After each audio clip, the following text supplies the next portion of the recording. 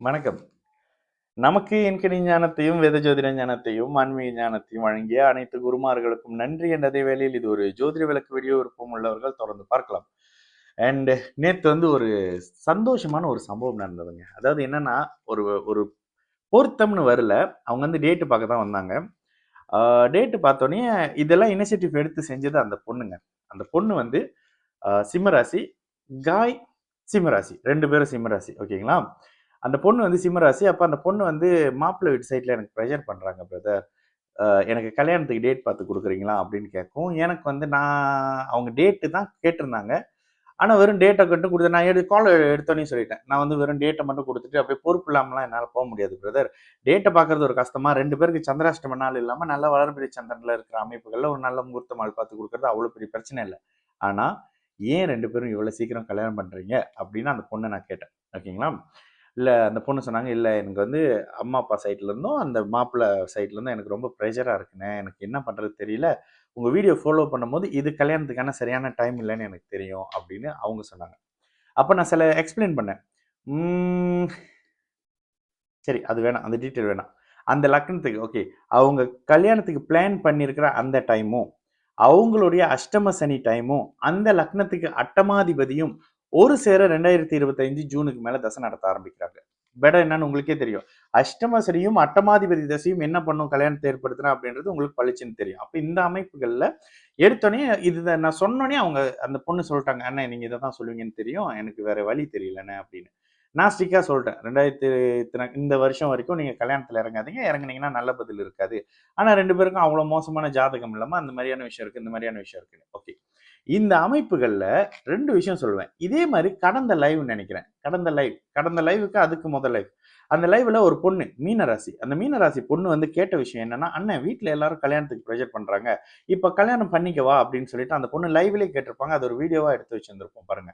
So இந்த அமைப்புகள்ல வரக்கூடிய அந்த பொண்ணுக்கு இருக்கிற ஒரு தெளிவு ஏங்க சில பேரண்ட்ஸ்க்கு வரமாட்டேங்குது. பொண்ணு அவ்ளோ தெளிவா, "அண்ணன் எனக்கு 7 சனி வருது. அந்த நேரத்துல 6, 8 அமைப்புகள் வருதான்னு சொல்லி, நான் தான் 6, 8 அமைப்பு பார்ப்பேன். 10 பொருத்தம்ன்ற வாழ்க்கைக்கு தேவையில்லாத விஷயத்த நான் பார்க்க மாட்டேன். உங்களோட தசை திருமணம் பண்ணோட 7 சனி, அஷ்டம சனி வருதா? உங்களுக்கு மாரக பாதகாதிபதி தசை வருதா? சஷ்டாஷ்டக தசாபுத்தி வருதா? 6, 8 தசாபுத்தி வருதா? 6, 8ல இருக்கக்கூடிய தசாபுத்தி வருதா? இந்த அமைப்புகள்லாம் பார்த்து 2 பேருக்கு பொண்ணு 2 பேருக்கும் குழந்தை அமைப்பு நல்லா இருக்கா? 2 பேரும் இங்க செட்டில் ஆக போறாங்களா? இல்ல ஒருத்தருக்கு மட்டும் 8, 12 சுப அமைப்பு இருக்கா? இதெல்லாம் செக் பண்ணி தாங்க ஒரு ஜாதகத்தை ஃபிக்ஸ் பண்றோம். இந்த ஃபிக்ஸ் பண்றதுக்கு இவ்வளவு விஷயம் இருக்கும்போது, சும்மா ஒரு சாஃப்ட்வேர்ல டீட்டெயில் போட்டோனே வந்துருதுன்னா, அதுக்கு எதுக்குங்க ஜோசியர்? நீங்களே போட்டு பார்த்துக்க வேண்டியது தானே. கூகுள் பண்ணுங்க, 10 பொருத்தம்னு போடுங்க, அதுல போடுங்க, ரிசல்ட் வந்துரும். இதுக்கு எதுக்கு ஒருத்தர் நீங்க போய் பார்க்கணும்? ஆனா, ஜோதிடம் அவ்வளவு சீக்கிரமா ஒரு ஈஸியா கணிக்கக்கூடிய ஒரு விஷயம் இல்ல. நீங்க பிரிண்ட் அவுட் இதுல எடுத்துக்கலாம். என்னது? அந்த ஜாதக கட்டத்த எடுத்துக்கலாம். ஆனா, அதுக்கப்புறம் கணிக்கக்கூடிய அந்த கணிதருக்கு அறிவு இருக்கணும். அந்த மாரி ஒருத்தர் தேடி போங்க. இப்ப ஏன் அந்த விஷயம் வந்தன்னா, திருமணம்ன்ற மிகப்பெரிய விஷயத்த தயவு செய்து நீங்க அஷ்டம சனியிலயோ, ஜென்ம சனியிலயோ ஜென்ம சனியில செய்யும்பொழுது 6, 8ஆம் அமைப்புகள் எப்படி இருக்குன்னு பார்த்துக்கங்க. 6, 8 கிளாஷ் ஆகல. 2 பேருக்குமே கிளாஷ் ஆகல. தாராளமா அந்த கல்யாணத்த பண்ணுங்க. 6, 8 ஒருத்தருக்கு கிளாஷ் ஆகுது. அந்த இன்னொருத்தருடைய ஜாதகத்த நீங்க இன்னும் கொஞ்சம் டீப்பா போயிட்டு, யாருங்க தள்ளி இருக்க போறீங்கன்னு பளிச்சுன்னு கேட்டுருங்க. அதுல ஒருத்தர் சொல்லுவாரு, இல்லங்க கல்யாணத்துக்கு அப்புறம் இப்படி இருக்கு, அப்படி இருக்குன்னு. அஷ்டம சனியா இருந்தாக்கா அது பெரிய ரிஸ்க் தான். அப்ப அஷ்டம சனியில கல்யாணமே பண்ணக்கூடாதா அப்படின்னு பார்த்தீங்கன்னா, மோஸ்ட்லி அஷ்டம சனியில கல்யாணம் பண்ண பிறகு, உங்களுக்கு அந்த கல்யாணம் நடந்ததோட ஃபீலும் இருக்காது. அந்த கல்யாணத்தோட வைபும் இருக்காத மாரி ஏதாவது சம்பவங்கள் நடக்கும். 2 பேர் ஜாதகமும் எந்த பிரச்சனையும் இல்லாத நிலையில ஒரு சின்ன சின்ன ஊடல், பூசல்ல அப்படியே அந்த அமைப்பு தாண்டி வந்துரும். ஓகேங்களா?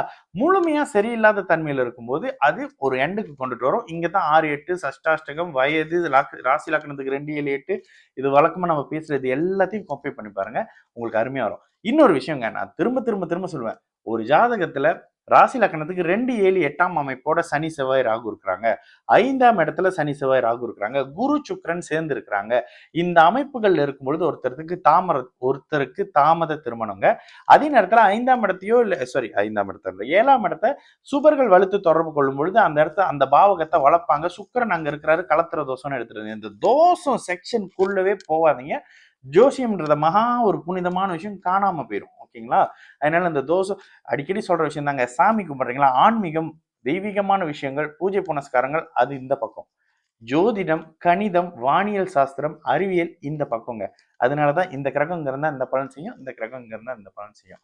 இந்த அமைப்புகளை புரிஞ்சுக்குங்க. குறிப்பாக திருமணம் செய்யக்கூடிய அமைப்புகள்ல பெற்றோர்களே அவங்களுக்கு வயசாயிருச்சு, இவங்க இறந்து போயிருவாங்க போல இருக்கு அப்படின்னு பிள்ளைங்களோட வாழ்க்கையை கெடுக்காதீங்க. சரிங்களா?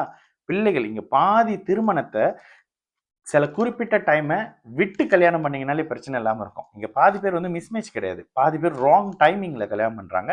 அந்த கல்யாணம் அது பெரிய வில்லங்கமா அப்படி இப்படின்னு கொண்டு போய் முடியுது. சரிங்களா? நல்லது நடக்கும். எல்லோரும் நல்லா இருப்போம். வணக்கம்.